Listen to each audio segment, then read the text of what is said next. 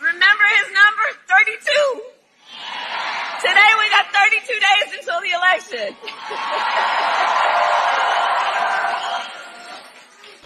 Does not compute. Does not compute. Does not compute. So 32 days. 32 days. Okay, we got some business to do. 32 days. All right. 32 days. And we know we will do it.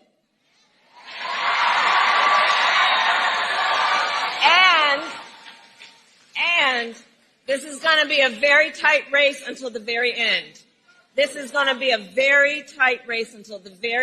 We are the underdog, and we know we have some hard work ahead. What is up, guys? Tyson Dela Cruz here. Thank you so much for rocking with me. 32 days. 32 days. Teleprompter goes out. That is what happened to Kamala Harris. The teleprompter went out and she was not able to compute. Shout out to everybody watching. Drop your comments down below. Smash the like button. So when we've identified when Kamala Harris is not on script, this is what we get. We get 32 days. And then we get holistically and I was raised in the middle class and all this other jargon word vomit that we get from Kamala Harris. That video that I just shared with you was from her rally earlier today. She had Magic Johnson on and the teleprompter went out. And that is the result that you get when you're rocking with Kamala Harris. I'm not personally rocking with her, but this is what you get, guys. His number 32. Today we got 32 days until the election.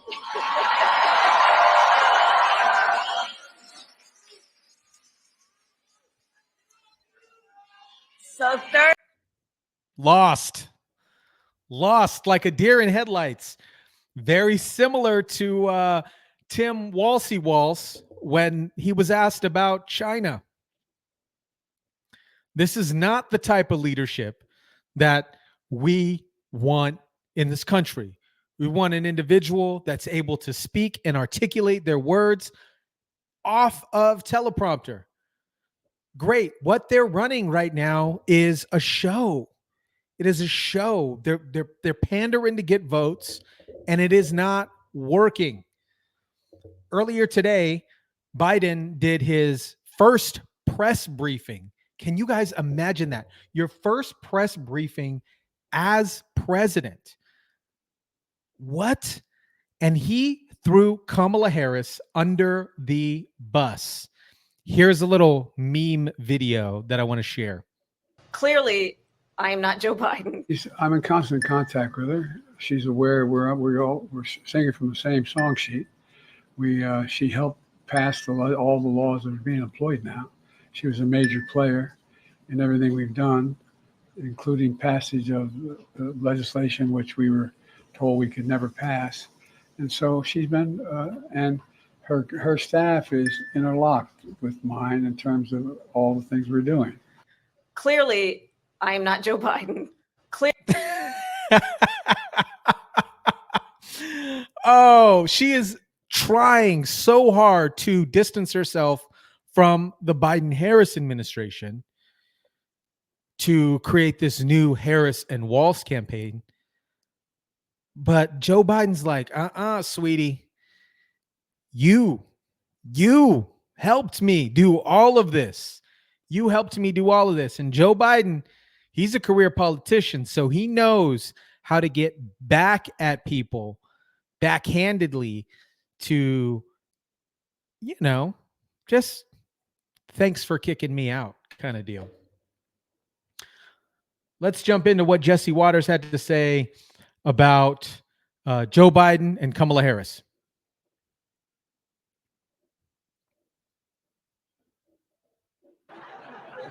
It's actually funny, but the reporters see the same poll numbers we do. Biden might have a better shot, and he still thinks he can win. Biden, deep down, wants Kamala to lose. First Lady Jill Biden isn't on the campaign trail with Kamala. Biden's not on the campaign trail with Kamala. He's actually hurting her campaign, saying she co-signed all of his economic policies and then kicking her off TV so she couldn't get credit for the port deal. If Kamala Harris loses, Biden will blame one guy, Barack Obama. This would be the second time Barack forced Joe out in 2016 for Hillary and 2024 for Harris, with Trump beating them both times.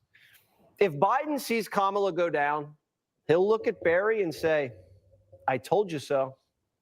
That's if they're even talking, because they're not talking right now. But someone's going to be doing a lot of talking. That's Barack. Kamala Harris's internal poll numbers must be so bad. They're making the Messiah leave Hawaii to hit the trail for the home stretch. President Obama, they are calling on him to go to Pittsburgh next week as they lean on his star power to turn out the vote, his star power among Democrats. They're calling on Barry Soetoro to bring in the black vote. Call in Barry Soetoro, a.k.a. Barack Obama, to bring in the black vote. Let's get it. Not. At least. And we have seen this to great effect in several last election cycles where Obama is sort of called in the final hour in order to thwart Democratic complacency. Barack Obama is having second thoughts about the second coming, Kamala Harris. Taylor Swift didn't do it. Walls blew it. Now Obama has to come in and stop the bleeding. Jesse Waters got some rhymes. Don't hate the player, hate the game. I got to rewind it real quick. Hold on. In the final hour in order to thwart Democratic complacency. Barack Obama is having second thoughts about the second coming, Kamala Harris. Taylor Swift didn't do it. Walls blew it. Now Obama has to come in and stop the bleeding. I have to ask you about your old boss on the campaign trail. I know you say you're dubious of celebrity endorsements. He's also perhaps the best liked politician or former politician out there. And he has constituencies. And one of those constituencies is younger black men who there's been a focus of his. Dana Bash, where are you coming from? Finally, you getting some pushback. You realize your interview with Tim Walsh and Kamala Harris flopped, so you're now giving pushback. Nice to see you doing real journalism. Work. And that's also a big weak spot for Kamala Harris. If there's one place among African-American voters where she needs help, it's there. Blacks are a big weak spot. Not to mention white dudes, unions, Hispanics, millennials. Harris is underperforming in every demographic compared to Joe. This is all hands on deck. Obama's even cutting ads for Senate candidates now. Michigan, this is Barack Obama. I want to talk with you about the Alyssa Slotkin I know. She'll get the job done, and she will make you proud. What? Alyssa Slotkin? How embarrassing to be used like this. You're the former president of the United States. Oh, here's a woman you've never heard of. Vote for her. Does Obama have anything else to do? Go live your life. Politics isn't everything, man. Obama had to take over this campaign because there's no sugar left in the sugar high. She peaked. And Democrats, including Barack, are, quote, concerned that she's acting like she's sitting on a lead in a tied race. That's according to NBC. Democrats say they're trying to keep her away. It's like seeing your favorite Hollywood actor and then they're on a talk show and they can't even speak. Look what just happened in Michigan. It looks like her teleprompter went down. Did y'all see Magic Johnson? Okay, really quick, guys. I was driving when I saw this, and I about rolled over laughing when I saw this. You can literally see Kamala Harris completely melt down when the teleprompter stops working. Remember his number, 32.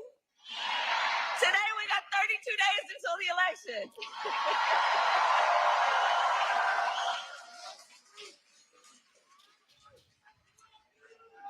So 32 days.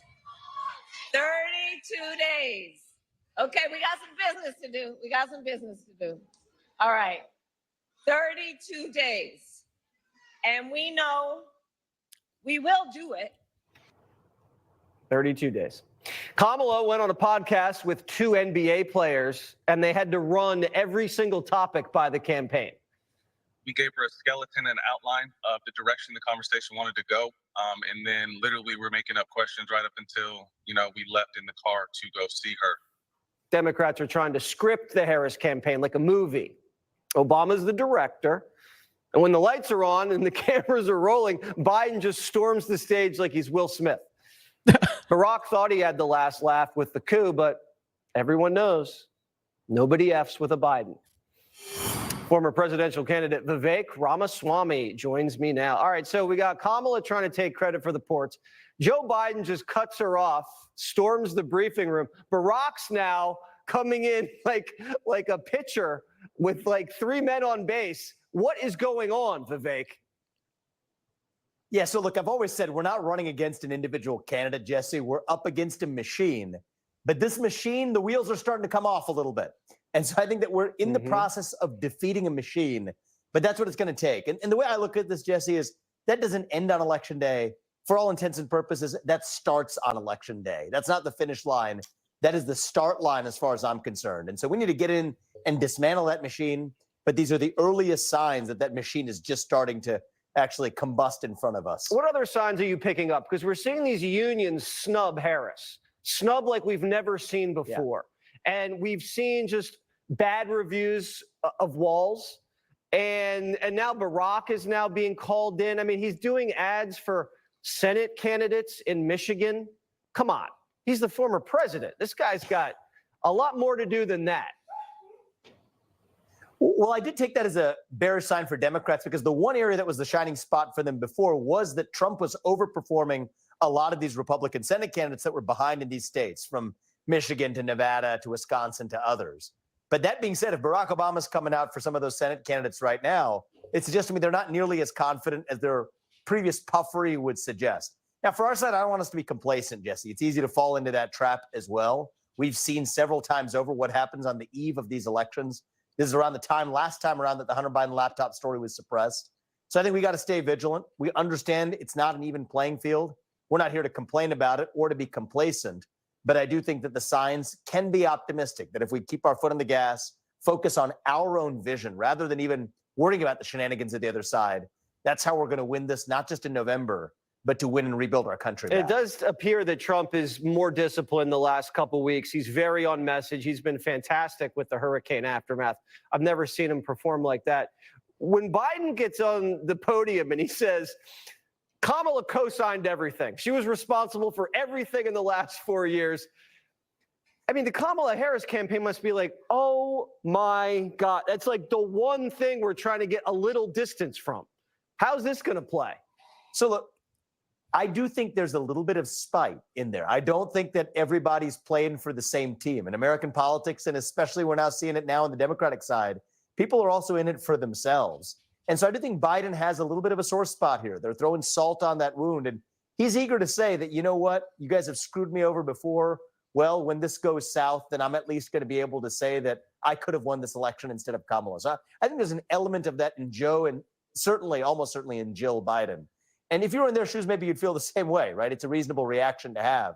But I think we're seeing a little bit of that boil over when the Kamala Harris campaign is trying to run away from the Kamala Harris-Joe Biden record, while Joe Biden's saying, not so fast. You were with me at the start, and I'm going to keep you with me to the finish. Are you worried about voting in Georgia, in North Carolina?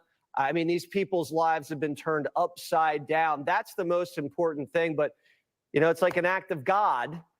Anything could happen. This race is just going to be really close. Yeah, I do have concerns about that. I mean, most importantly, I have concerns about people not being able to get the aid that they need in their hour of need. Yes. But I will say that the nation has a leader, whether you call it the president of the United States or not, the person who's filling that role, the person who's stepped up to fill that vacuum right now, and you saw it through his trip, is Donald Trump, leading the nation, if not yet from the White House, at least in the character of telling the people who are left behind in places like North Carolina and Tennessee that we've got your back. And I think it's moments like these that we ought to remember. I don't care if those are Democrats or Republicans in need of aid. from the government that's falling short right now. We're fellow Americans, and we need leaders who are going to step up in our time of need. We're not seeing it from the Biden-Harris administration, and that's why I think there's a very good chance they're going to be moved out of that White House come just a few months. All right, and if you're interested in seeing Vivek debate John Bolton, go check out his social media right now. It's entertaining, to say the least. That was a lot of fun. That was a lot of fun, and we got to have debate on the right and with the left, and I think the more debate we have, the better off we are. That was fun at the VMI lab. I love that. So we saw Kamala Harris completely melt down today after her teleprompter went off. She could not communicate off script, and this is an absolute failure. Joe Biden, I was going to say Jill Biden. It is Jill Biden. Joe Biden puppeteering Joe Biden, saying, hey, Kamala Harris, you're still with me. What do you guys think about all this? Drop your comments down below. Smash the like button, share, subscribe. And as always, I'll catch you on the next one.